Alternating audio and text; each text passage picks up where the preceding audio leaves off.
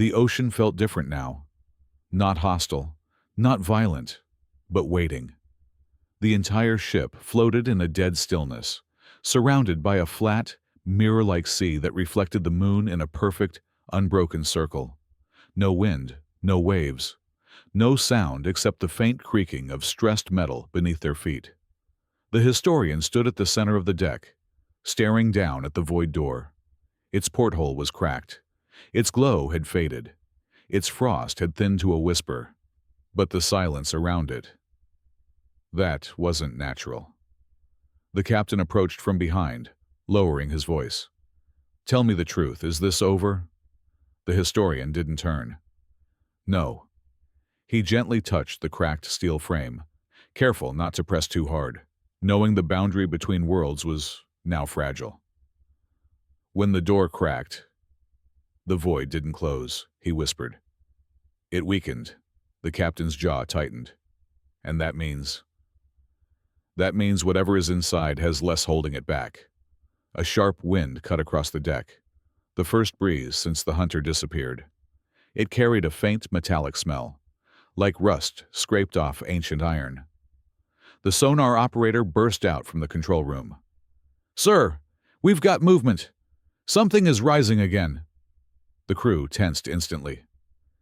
"How big?" the captain demanded. The operator swallowed. We can't measure it." The historian closed his eyes. This was it. Not the creature, not the hunter, the thing they were all running from. The deck beneath them shivered. A soft tremor, not enough to knock them off balance, but enough to make every heart skip a beat. The historian knelt beside the void door. If the creatures inside the Titanic's void had been trying to escape, and the hunter had been trying to keep the door contained, then, whatever was coming now, was the reason the void existed. He pressed his palm gently, carefully, against the cold metal. "Something ancient," he whispered. "Something older than the Titanic, older than the ocean." Another tremor rolled beneath them, deeper, heavier. The engineer ran to the rail. "Sir, look at the water!" The crew rushed to the edge. The sea was changing. The mirror-like surface warped and curved downward, forming a massive, circular depression around the ship, as though the ocean were being pulled down from beneath. The captain muttered, "That's impossible." But physics no longer applied here, not after the void opened. Not after the hunter rose. Not after the door cracked. The crew watched in horror as the depression deepened, the ship now floating in the center of an enormous, lowering funnel of water. "What's causing this?" the operator shouted. The historian answered without blinking. "A gravity well." The deck tilted slightly as the ship drifted toward the center. The historian froze. No, that's not gravity." He stepped forward until he could see the exact center of the depression, a single point where the water bent inward, darkening into a swirling vortex. "It's a mouth," he whispered. A chill ripped through the crew. The vortex widened, not violently, but steadily, purposefully, like something widening its jaws. The historian stumbled backward. "The door is failing. If it breaks completely, the void will collapse into this world," the captain barked. "What do we do?" The historian turned to him, eyes full of terror. "We either close the void door," he pointed at the cracked porthole, "or the void takes everything." The deck trembled again, not from below, from the door. The crack spread further. Thin, spiderwebbing fractures crawled across the frame like lines of black lightning. A faint, rhythmic sound pulsed from inside. A heartbeat, but not human. Slow. Immense. Echoing through the metal. Thum, thum, thum. The historian whispered, "It's awake." A massive surge of water erupted around the ship, not upward, but outward, as if something beneath had inhaled the entire ocean around it. The suction intensified. The vortex deepened. The water pulled harder. Crew members grabbed onto anything they could find as the ship lurched toward the center. "We're being dragged in!" the operator yelled. The captain pulled out a flare launcher. "We stopped the door from failing. Whatever it takes." But the historian held out his hand. "No, light won't work this time." The crew looked at him. The historian approached the door.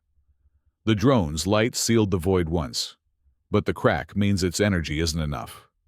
He placed his hand on the metal again. Cold burned his bones. "We need more light than the drone can give." The captain shouted over the rising wind. "What kind of light?" The historian's voice trembled. "Human light." The captain frowned. "What does that mean?" The historian opened the porthole latch slightly. Frost poured out like smoke. "It needs a life force, a human entering the boundary, not to cross, just to complete the seal." The crew stared at him in horror. "You're saying someone has to step into the void door?" the engineer yelled. "Not fully," the historian whispered. "Just enough to trigger a boundary reset. Enough to convince the void that the passage is no longer in use." The captain shook his head. "No, absolutely not." But the historian was already leaning toward the door. The drone pulsed once. A deep tremor shook the deck. The vortex narrowed. The void door hissed. The crack widened. And a voice, not creature, not hunter, but something deeper, older, and infinitely colder, whispered through the crack. "Open." Everyone froze. Then the historian whispered back, "No." He opened the latch wider. Light spilled out, cold, bright, endless. He took a step toward the void, before anyone could stop him. The final chapter had begun. The historian stepped toward the cracked void door, while the rest of the crew, frozen in shock, watched helplessly. The cold radiating from the fissure was no normal cold. It felt ancient, empty, starving. Every breath the historian took came out as white vapor, dissolving instantly into the fog swirling around the door's edges. "Stop!" the captain shouted, voice straining against the rising howl of the wind. But the historian didn't stop. He pressed his palm onto the metal, and instantly, the deck changed. A wave of freezing air exploded outward from the door, rippling across the ship like a shockwave. Metal frosted over in seconds. The world dimmed. The moon faded into a blurred glow behind thick clouds forming out of nowhere. The historian gasped as the cold surged into his arm, climbing up his veins like icy tendrils trying to claim him. His vision flickered. He wasn't on the deck anymore. He was inside the void. Just for a moment, a flash, a corridor of pure black, walls shuddering, dozens, no, hundreds of pale figures fleeing deeper and deeper into the endless dark, tripping over one another, collapsing, dissolving into fog as something enormous approached behind them. A vibration shook the void corridor, a sound so low that it bypassed ears entirely and rattled straight into the spine. Thum, thum, thum. The historian jerked back, gasping for air, collapsing onto the deck. His breath returned in frantic bursts as the crew rushed to him. "What did you see?" the engineer yelled. The historian forced words out, trembling violently. "They were running, all of them. Running from something deeper inside." The captain gripped his shoulders. "Deeper than the hunter?" The historian nodded slowly. "Yes, much deeper." The deck tilted again, this time violently, as the vortex beneath the ship pulled harder, dragging the vessel toward the center of the sea funnel. The crew stumbled, grabbing whatever they could before being swept across the icy metal floor. The sonar operator screamed, "The void signature is rising fast! Something is coming through!" A deep boom resonated through the water, a sound so immense it shook the entire ship.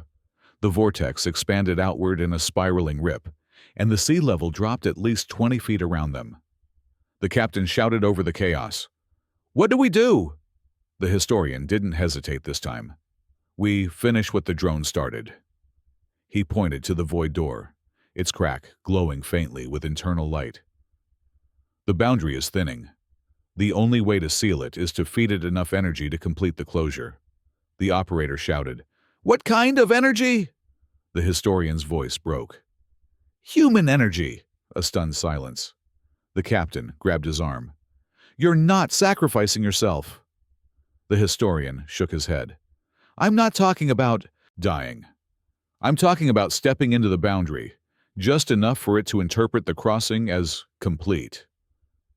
The crew stared. The historian continued. "The void didn't open because humans forced it. It opened because it detected incomplete passage. The drone went in. The drone escaped. To the void, that means the door was left open." The captain whispered, "And closing the door requires someone finishing the crossing?" "Yes," the historian said, "but only a partial crossing. Enough for the void to believe the transition is done." The engineer shouted over another violent tremor. "That's insane!" The historian stood again, gripping the drone tightly. "Not insane. Necessary." The captain's voice broke with anger and fear. "You go into that door even slightly, and you might not come back." The historian looked him in the eyes. "I know." The vortex expanded again. Another limb-like shadow twisted beneath the water. Something enormous moved closer, warping the ocean's shape with every shift of its body. The historian approached the void door once more. The crack glowed brighter. Fog pulled gently toward him, as if the void itself sensed an answer to its instability. The historian whispered, "Sometimes sealing a passage requires stepping into it." He pressed the drone deeper into the crack. A beam of icy light shot outward, ripping across the deck like a sword of frost. The entire crew shielded their eyes. The historian took one step toward the porthole. The deck roared. The ocean split. The void pulsed. The boundary flickered. Something massive beneath the ship began rising. Fast. The historian reached the door and placed his foot inside the light. The moment the historian's foot entered the light, everything changed. The wind stopped. The vortex froze mid-motion. Even the sea, the entire spiraling funnel around the ship, halted as if time itself had paused. A thin beam of white-blue light stretched from the crack in the porthole onto the historian's leg, wrapping upward around him like a living ribbon. His skin glowed faintly. His breath came out in long, shimmering clouds. The captain screamed for him. "Step back! Pull him out!" But the historian couldn't hear them anymore. The world around him dimmed into a quiet, muffled hum, and the world inside the void brightened. A flash. He was there again, inside the black corridor. But this time, he wasn't watching from afar. He was standing in the void. Shadows raced past him, dozens of pale, half-formed beings sprinting deeper into the dark, their limbs bending unnaturally, their bodies collapsing into fog as they fled. They didn't see him. Or maybe they did, but they recognized him as something irrelevant, something too late. Then he heard it. The footsteps. Slow, heavy, dragging through the corridor like something older than memory moving in darkness. Thum! Thum! Thum! The historian turned, slowly, terrified, toward the sound. At first he saw nothing. Then he saw the light bend. Not around an object, but away from something deeper within. A shadow, larger than the corridor itself. A head lowering, shoulders widening, limbs stretching across the walls like cracks of night. He felt its gaze, not on his body, but on his existence. He stepped backward instinctively, but the void floor beneath him pulsed like a heartbeat, keeping him in place. The presence spoke, not in words, in intent. "You do not belong here." The historian collapsed to his knees. I'm not here to enter," he whispered inside the corridor. "I'm here to close it." The presence shifted, its massive form bending down until the void pressure crushed the air from his chest. The darkness spoke again. "Then you are too late." The historian's eyes widened. No, no, the door can still seal. The door cracks because the way is open, and the way is open because I am rising. The historian felt his heart stop. Rising? Here? To enter the world? He gasped, fighting the crushing pressure. You can't cross. You're trapped behind the boundary, the void answered. The boundary is not a wall. It is a warning. Another crack split across the void door in the real world. The historian saw it through the flicker of the boundary, two worlds overlapping for a moment. The crew screamed. The ship tilted. Water poured across the deck as the vortex resumed motion. He heard the sonar operator shouting in panic. The signature is directly under us. It's coming through the crack. The historian looked up from his knees and whispered into the void. What are you? The presence leaned closer. The corridor buckled. The shadows peeled back. And for a moment, he saw its shape. Not a body. Not a creature. But a vast, hollow form, like the negative space of something carved out of reality itself. A place where existence stopped. A void made flesh. Its voice entered his mind. I am what comes when the door opens, and your world has opened it. The historian felt a jolt of energy surge through him. He stumbled backwards, into the light, into reality. Back on the deck, the historian's body flew out of the void door in a burst of freezing mist, collapsing onto the deck. The captain and engineer rushed to his side, grabbing him before he slid toward the edge as the ship tilted dangerously. The historian gasped, throat frozen raw. Close it! He coughed, clutching his chest. Close! The door! Now! The captain yelled. How? Before the historian could answer, a massive crack erupted across the deck. The void door jumped. The drone glowed violently. The crack widened from a thin line into a jagged fracture. Fog screamed outward. The historian's eyes went wide with dread. If that crack reaches the edge, the void will tear. Open completely! The crew grabbed anything they could anchor to as... The vortex beneath the ship expanded again. A roar, not water, not creature, but something deeper, erupted from the ocean, rising from the pit. The sonar operator screamed, The signature is breaching! It's coming through! The captain grabbed the historian by the collar. What do we do? Tell me! The historian looked at him, terror carved into every line of his face. We finished the crossing. You have to push me into the door. The crew froze. No. You'll die. You won't come back. But the historian shook his head violently. No. A full crossing won't kill me. It will seal the passage. The boundary only collapses because it believes we left the void unfinished. Another massive tremor shook the ship. Water poured across the deck. The door cracked further. The light pulsed. The historian screamed, Push me through before it breaks. The captain hesitated. 1 second. 2. The void door split wider. The ocean erupted as the thing in the vortex rose toward the surface. Thum, thum, thum! The historian shouted one last time, Do it! The captain grabbed him and pushed him into the light. The moment the captain shoved the historian into the void door, the entire world bent.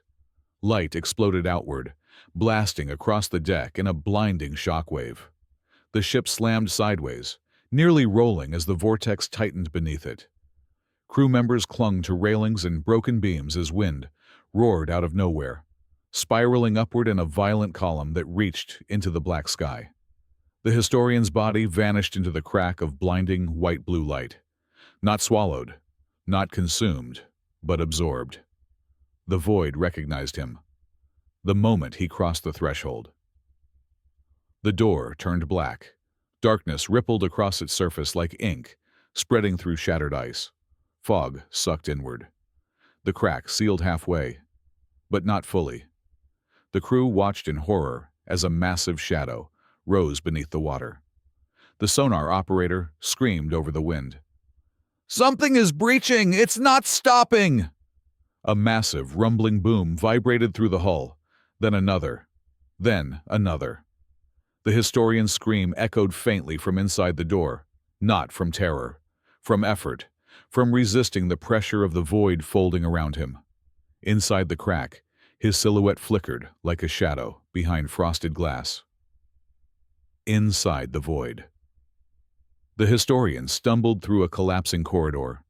The world around him twisted. The walls bent inward, like the ribs of a dying beast. The pale creatures, the ones that had fled, clung to the walls in terror, dissolving one by one as the void destabilized. At the far end of the corridor, the presence, the thing that was rising, approached. It wasn't walking. It was emerging, peeling out of darkness like a mountain lifting its head. An impossible form, its edges undefined, shifting like smoke trapped in a cage of collapsing reality. Every step it took cracked the corridor. Every breath it exhaled pulled light from the walls.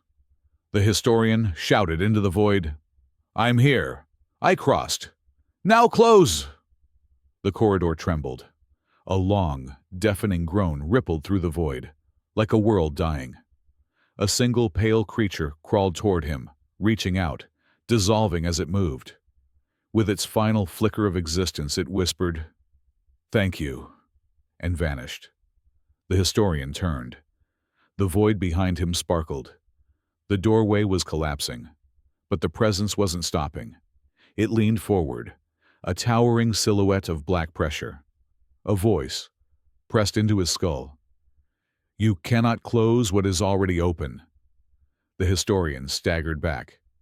"You're not supposed to cross. You're bound to the void." The presence shook the collapsing corridor. "The void is not my prison. It is my cradle, on the deck." The void door pulsed violently. Light surged outward in bursts. Fog spiraled inward. Metal warped and bent. The engineer shouted, "The door's closing, but something's pushing from the other side." The captain braced himself as another shockwave rattled the ship. "We hold position until it seals." The sonar operator looked at the screen and went pale. "Sir, the signature, it's directly beneath us." A breath. "It's too big. It's going to breach through the ship." Before anyone could act, the ocean erupted. A column of water exploded upward, dwarfing the ship. A massive limb, black, ridged, dripping void mist, shot out of the vortex. It slapped against the hull with such force the ship nearly split. Crew members fell across the deck. The captain was thrown into a railing. The engineer rolled into a beam. The void door crack reopened. Just a hair. Just enough for black light to seep through. Fog screamed out in a lung-like wheeze. The captain crawled toward the door, shouting over the roar, "Keep it closed! Keep it closed!" The limb rose again, slamming onto the deck, crushing one of the spotlights. The entire ship tilted, pulled toward the rising mass. The sonar operator yelled, "It's breaching the surface!" Inside the void, the historian faced the presence. It filled the corridor. It filled everything. It pressed forward, bending the void around itself, cracking reality like thin ice. The historian shouted, "You can't come through! The door's closing!" The presence leaned closer, a massive void face forming in ripples of impossible geometry. "I did not follow you. I made you open the way." The historian's breath froze. He whispered, "You called us. You came. You brought light. You cracked the hinges of the veil. Now I rise." The historian's heart pounded. He looked toward the shrinking doorway. He had one chance. He sprinted toward it. The presence roared and lunged. He dove through the collapsing crack of light. On the deck, the historian burst out of the void door in an explosion of cold fog. The door slammed fully shut. Boom! A shockwave blasted outward, flattening everyone on the deck. The void door glowed once, twice, then went completely dark. The limb rising from the vortex froze midair, jerked violently. then collapsed back into the ocean like a dead weight. The vortex shrank. The sea calmed. The wind died. Silence returned. Real silence. The historian lay on the deck, shivering, soaked in frost, barely conscious. The captain crawled to him. "What happened? What did you see?" The historian forced his eyes open. With trembling lips, he whispered the truth. "We didn't close it." The captain froze. The historian continued. "We only delayed it. It's still rising, just slower." He looked toward the now dark void door. "And when it returns, it won't need the Titanic." The ocean was calm again, but no one on the ship felt calm. The historian lay wrapped in thermal blankets, shaking uncontrollably as the crew tried to warm him. His skin was pale, almost translucent. His eyes were distant, staring past the deck, past the waves, into something far beyond human sight. The captain crouched beside him. "Talk to me. What did you bring back? What did you stop?" The historian swallowed hard. "I didn't stop anything." The captain's brow tightened. "But the hunter is gone. The creatures fled. The vortex has collapsed. The door is shut." The historian turned his head slowly, painfully. "Captain, you saw what came after the creatures. You felt the presence rising beneath the ship." The captain didn't answer. He didn't need to. Everyone felt it. The sonar operator approached from behind, voice trembling. "Sir, I powered the sonar back up. There's something you need to see." The captain stood, followed him to the console. The historian forced himself upright. On the sonar screen, a faint, pulsing shape appeared deep below. Not moving, not attacking, just waiting. The engineer frowned. "Looks like the hunter again." The historian shook his head. "No. The hunter moved like a creature." He pointed at the screen. "This isn't movement. This is breathing." The sonar lights flickered with each pulse. The deck trembled slightly. In perfect rhythm. Thum, thum, thum. The same pulse the historian heard in the void. The operator whispered, "It's huge. Larger than anything we've tracked." The historian's voice cracked. "It isn't a thing. It's a place. A piece of the void itself. It attached to our world when the drone crossed the door." The captain's face went pale. "You mean the void is still connected?" "Barely," the historian said. "But enough for it to sense us." The crew froze as the sonar pulsed again. The shape beneath them expanded. Only by a fraction, but enough to warp the entire sonar grid. The historian whispered, "It's pushing against the crack, testing the boundary." The captain turned sharply. "But the door sealed." "No," the historian said. "It's shut. It didn't heal." He looked at the crew. "The next time something touches the void from either side, the boundary will tear open completely." A long silence followed. The engineer finally asked, "Next time? You mean it's coming back?" The historian stared at the dark void door on the deck. "No." He turned toward the ocean. Slow, cold wind brushed across his face. "It never left." The last transmission, suddenly, the ship's radio crackled. A low hum. Static swirling like deep ocean pressure. Then a distorted voice, not human, not creature, seeped through the speaker. "Open!" The historian froze. His breath stopped. The voice repeated, "Open!" The captain slammed the radio switch. "Who is this? Identify yourself!" Only one response came. "You opened the way." The crew backed away from the radio. The historian whispered, "No, no, no, no." The voice continued, quieter, closer, as if standing right behind them. "It remembers you." The radio went dead. The ending. The captain stood slowly, staring out at the flat, endless ocean. "What do we do now?" The historian wrapped the blanket tighter around himself. "We leave," he said. As fast and as far as we can. And then? The captain asked. The historian didn't answer immediately.